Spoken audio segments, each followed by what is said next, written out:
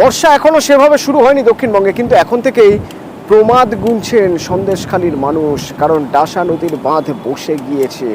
আমার সঙ্গে রয়েছেন প্রতিনিধি অনুপম। এই ডাসা নদীর বাঁধ যে বসে গিয়েছে তার জন্য কিভাবে কোন মানে সন্দেশখালীর কোন দিকটা কিভাবে ক্ষতিগ্রস্ত হবে?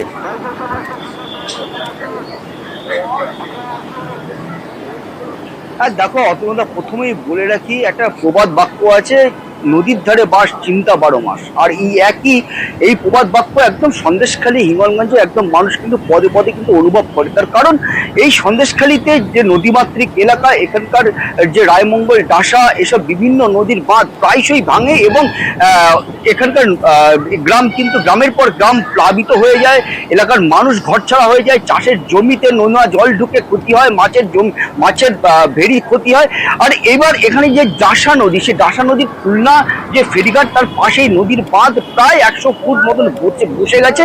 এবং মানে যদি খুব দ্রুত এই বাঁধের যদি মেরামত না করা হয় তাহলে কিন্তু এই নদীর বাঁধ ভেঙে গিয়ে কিন্তু জল ঢুকবে এবং বেশ কয়েকটি গ্রামে জল ঢুকবে, নদীর এলাকার কয়েকশো মানুষ কিন্তু ঘরছাড়া হবে, জমির ফসল নষ্ট হবে, মাছের ভেড়িতে নোনা জল ঢুকে ক্ষতি হবে।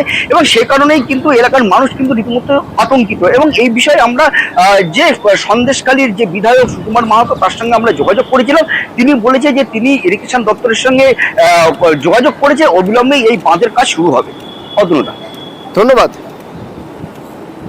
ভাই পঞ্চায়েতে শোনে না, কোনো জায়গায় শোনে না ভাই, সব ভাঙে চলে গেছে, সব পরপর তিনবার এই বাঁধ হলো, 3বার চলে গেল, কিচ্ছু নেই। এইবার একদম এই রাস্তার গায়ে এসে গেছে, কিছুই নেই। আর এখন এমন কি আমাদের দেখুন উঠতে হলে এখান থেকে ঘরটা ভেঙে দেয়, আমার যাওয়ার কোথাও জায়গা নেই, ভয়ে থাকি, খাওয়া দাওয়া হয় না, রান্না খাওয়া হয় না, বাচ্চা কাচ্চা কোথায় যাবো এরকম হয়।